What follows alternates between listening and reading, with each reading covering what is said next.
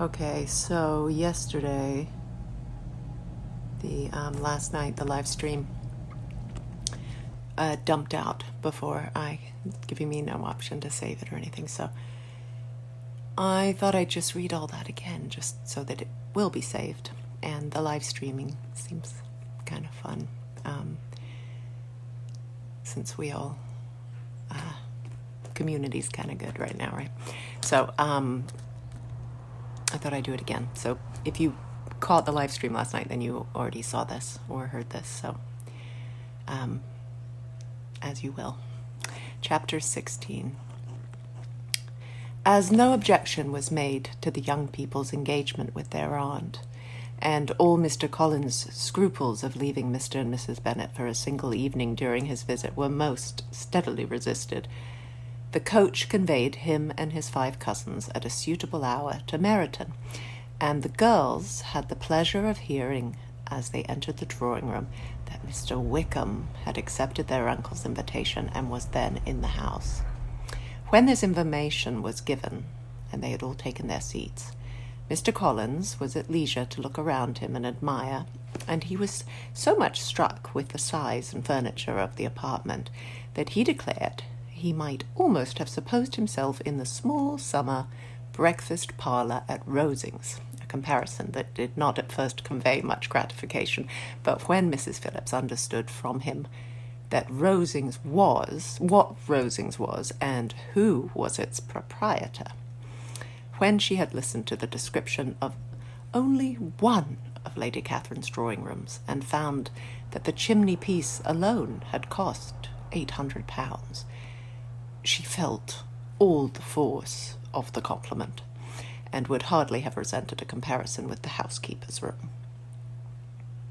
In describing to her all the grandeur of Lady Catherine and her mansion, with occasional digressions in praise of his own humble abode, and the improvements it was receiving, he was happily employed until the gentlemen joined them, and he found in Mrs. Phillips a very attentive listener, whose opinion of his consequence increased with what she heard, and who was resolving to retail it all among her neighbours as soon as she could. To the girls, who could not listen to their cousin, and who had nothing to do but to wish for an instrument and examine their own indifferent imitations of china on the mantelpiece, the interval of waiting appeared very long. It was over at last, however. The gentleman did approach, and when Mr. Wickham walked into the room, Elizabeth felt that she had neither been seeing him before nor thinking of him since with the smallest degree of unreasonable admiration. The officers of the shire were in general a very creditable, gentlemanlike set, and the best of them were of the present party. But Mr. Wickham was as far beyond them in person, countenance, air, and walk, as they were superior to the broad-faced, stuffy Uncle Phillips, breathing port wine, who followed them into the room. Mr. Wickham was the happy man towards whom almost every female eye was turned, and Elizabeth was the happy woman by whom he finally seated himself, and the agreeable manner in which he immediately fell into conversation, though it was only on its being a wet night, made her feel that the commonest, dullest, most threadbare topic might be rendered interesting by the skill of the speaker. With such rivals for the notice of the fair as Mr. Wickham and the officers, Mr. Collins seemed to sink into insignificance. To the young ladies he certainly was nothing, but he had still at intervals a kind listener in Mrs. Phillips, and was, by her watchfulness, most abundantly supplied with coffee and muffin. When the card tables were placed, he had the opportunity of obliging her in turn by sitting down to whist. "I know little of the game at present," said he, "but I shall be glad to improve myself, for in my situation in life—" Mrs. Phillips was very glad for his compliance, but could not wait for his reason. Mr. Wickham did not play at whist, and with ready delight was he received at the other table between Elizabeth and Lydia. At first there seemed danger, of Lydia's engrossing him entirely, for she was a most determined talker. But being likewise extremely fond of lottery tickets, she soon grew too much interested in the game, too eager in making bets and exclaiming after prizes to have attention for anyone in particular. Allowing for the common demands of the game, Mr. Wickham was therefore at leisure to talk to Elizabeth, and she was very willing to hear him. Though what she chiefly wished to hear she could not hope to be told, the history of his acquaintance with Mr. Darcy. She dared not even mention that gentleman. Her curiosity, however, was unexpectedly relieved. Mr. Wickham began the subject himself. He inquired how far Netherfield was from Meryton, and after receiving her answer, asked in a hesitating manner how long Mr. Darcy had been staying there. "About a month," said Elizabeth, and then, unwilling to let the subject drop, added, "He is a man of very large property in Derbyshire, I understand." "Yes," replied Mr. Wickham. "His estate there is a noble one. A clear 10,000 per annum. You could not have met with a person more capable of giving you certain information on that head than myself, for I have been connected with his family in a particular manner from my infancy." Elizabeth could not but look surprised. "You may well be surprised, Miss Bennet, at such an assertion, after seeing, as you probably might, the very cold manner of our meeting yesterday. Are you much acquainted with Mr. Darcy?" "As much as I ever wished to be," cried Elizabeth very warmly. "I have spent 4 days in the same house with him, and I think him very disagreeable." "I have no right to give my opinion," said Wickham, "as to his being agreeable or otherwise. I am not qualified to form one. I have known him too long and too well to be a fair judge. It is impossible for me to be impartial, but I believe your opinion of him would in general astonish, and perhaps you would not express it quite so strongly anywhere else. Here you are in your own family. Oh, upon my word, I say no more here than I might say in any house in the neighbourhood, except Netherfield. He is not at all liked in Hertfordshire. Everybody is disgusted with his pride. You will not find him more favourably spoken of by anyone." "I cannot pretend to be sorry," said Wickham, after a short interruption, "that he or that any man should not be estimated beyond their deserts. But with him I believe it does not often happen. The world is blinded by his fortune and consequence, or frightened by his high and imposing manners, and sees him only as he chooses to be seen. I should take him, even on my slight acquaintance, to be an ill-tempered man." Wickham only shook his head. "I wonder," said he, at the next opportunity of speaking, "whether he is likely to be in this country much longer?" "I do not at all know, but I heard nothing of his going away when I was at Netherfield. I hope your plans in favour of the shire will not be affected by his being in the neighbourhood." "Oh, no, it is not for me to be driven away by Mr. Darcy. If he wishes to avoid seeing me, he must go. We are not on friendly terms, and it always gives me pain to meet him, but I have no reason for avoiding him, but what I might proclaim before all the world, a sense of very great ill-usage, and most painful regrets at his being what he is. His father, Miss Bennet, the late Mr. Darcy, was one of the best men that ever breathed, and the truest friend I ever had. And I can never be in company with this Mr. Darcy without being grieved to the soul by 1,000 tender recollections. His behaviour to myself has been scandalous, but I verily believe I could forgive him anything and everything, rather than his disappointing the hopes and disgracing the memory of his father." Elizabeth found the interest of the subject increase, and listened with all her heart, but the delicacy of it prevented further inquiry. Mr. Wickham began to speak on more general topics, Meryton, the neighbourhood, the society, appearing highly pleased with all that he had yet seen, and speaking of the latter with gentle but very intelligible gallantry. "It was the prospect of constant society and good society," he added, "which was my chief inducement to enter the shire. I knew it to be a most respectable, agreeable corps, and my friend Denny tempted me further by his account of their present quarters, and the very great attentions and excellent acquaintances Meryton had procured them. Society, I own, is necessary to me. I have been a disappointed man, and my spirits will not bear solitude. I must have employment and society. A military life is not what I was intended for, but circumstances have now made it eligible. The church ought to have been my profession. I was brought up for the church, and I should at this time have been in possession of a most valuable living had it pleased the gentleman we were speaking of just now. Indeed? Yes, the late Mr. Darcy bequeathed me the next presentation of the best living in his gift. He was my godfather, and excessively attached to me. I cannot do justice to his kindness. He meant to provide for me amply, and thought he had done it. But when the living fell, it was given elsewhere. Good heavens, cried Elizabeth, but how could that be?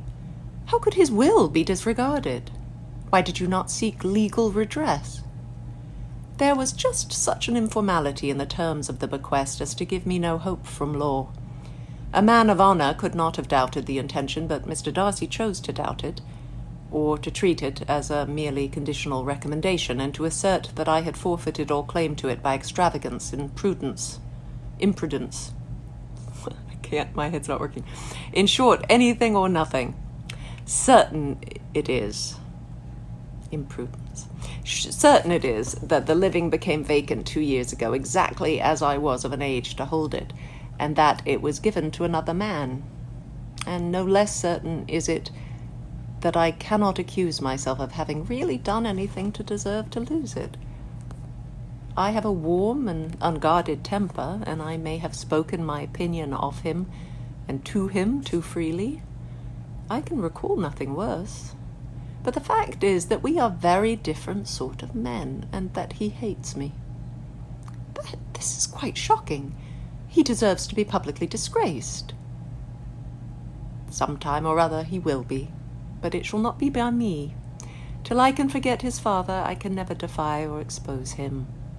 Elizabeth honoured him for such feelings, and thought him handsomer than ever, as he expressed them. But what, said she after a pause, can have been his motive? What can have induced him to behave so cruelly? A thorough, determined dislike of me, a dislike which I cannot but attribute in some measure to jealousy. Had the late Mr. Darcy liked me less, his son might have borne with me better. But his father's uncommon attachment to me irritated him, I believe, very early in life. He had not a temper to bear the sort of competition in which we stood, the sort of preference which was often given me. I had not thought Mr. Darcy so bad as this, though I have never liked him. I had not thought so very ill of him. I had supposed him to be despising his fellow creatures in general, but did not suspect him of descending to such malicious revenge, such injustice, such inhumanity as this.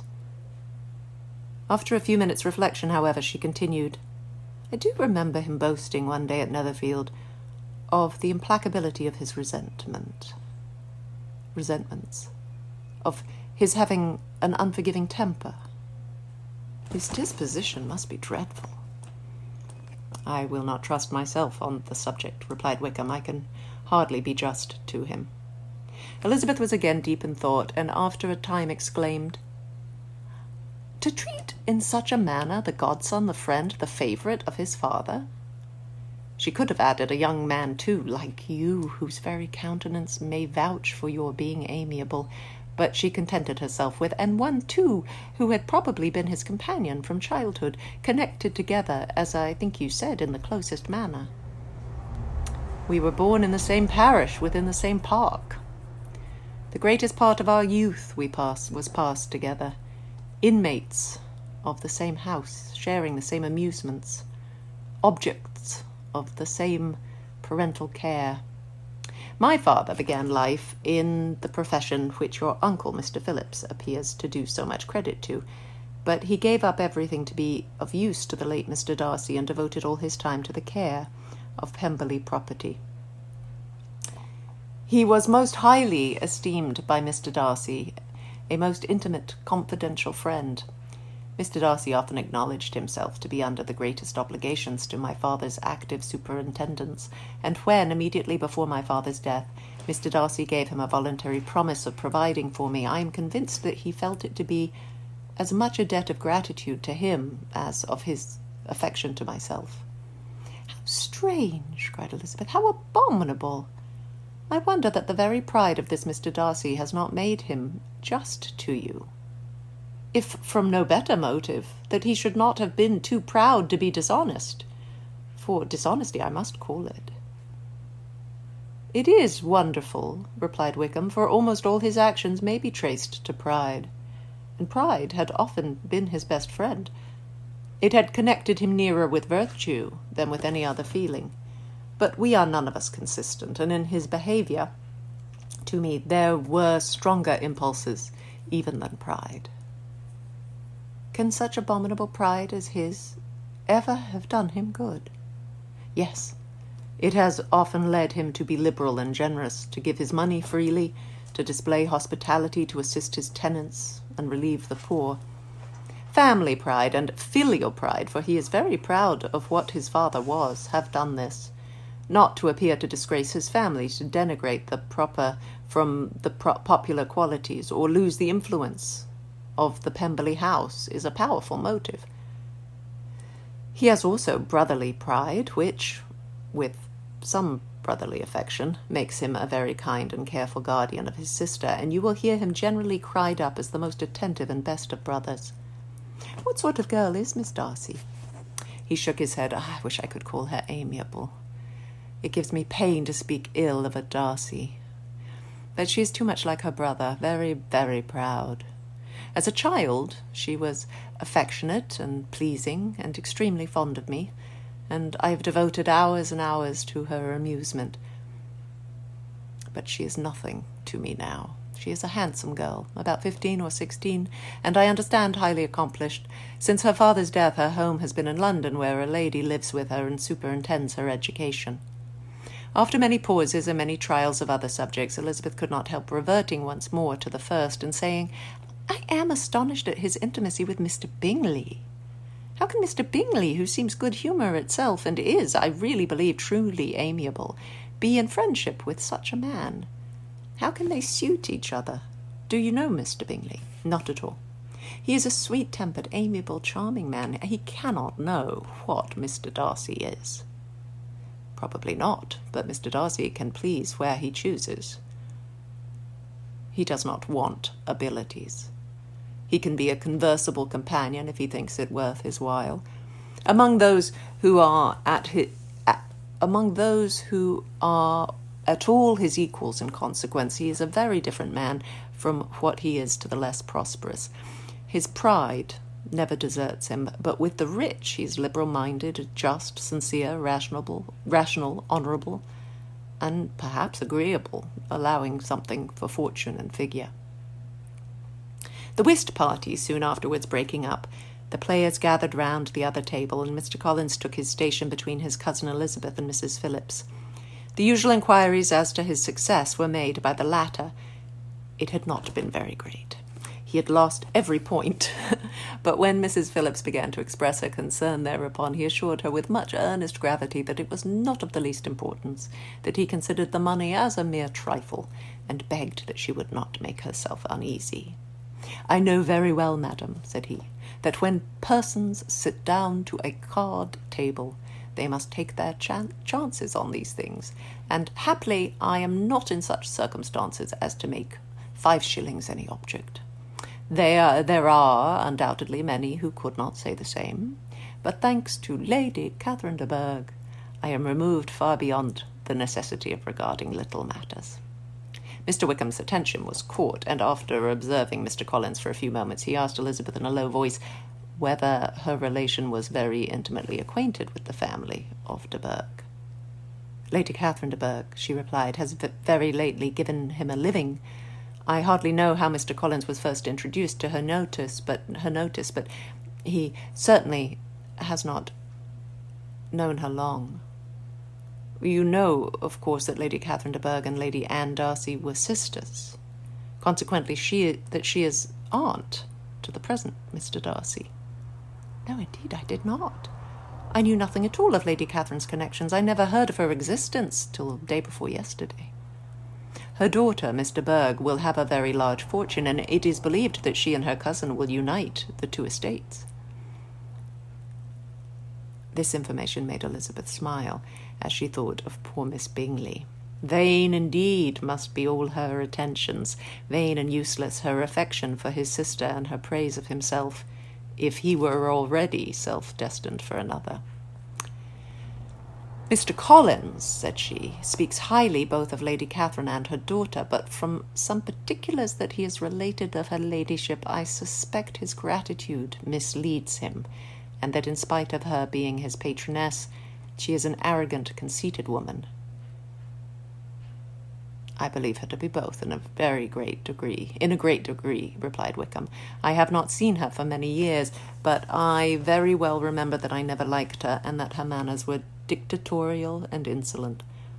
She has the reputation of being remarkably sensible and clever, but I rather believe she derives part of her abilities from her rank and fortune, part from her authoritative manner, and the rest from the pride for her nephew, who chooses that everyone connected with him should have an understanding of the first class. Elizabeth allowed that he had given a very rational account of it, and they continued talking together with mutual satisfaction till supper put an end to cards and gave the rest of the ladies their share of Mr. Wickham's attentions. There could be no conversation in the noise of Mrs. Phillips's supper party. There could be no conversation in the noise of Mrs. Phillips's supper party, but his manners recommended him to everybody. Whatever he said was said well, and whatever he did done gracefully. Elizabeth went away with her head full of him.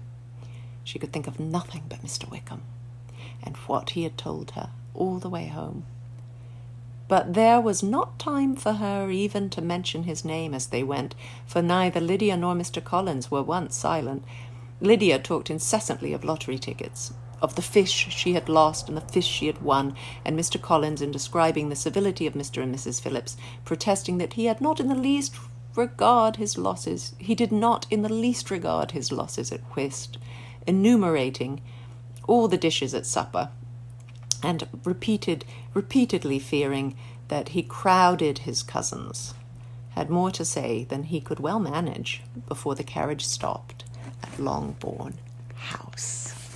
All right, I'm going to leave it there. I know that, I'm sorry that was what I read last night, but somehow the connection got lost and it just completely dumped out on me. So, I've done that one. Might do chapter 17 later. Might leave it till tomorrow. We'll see how we go.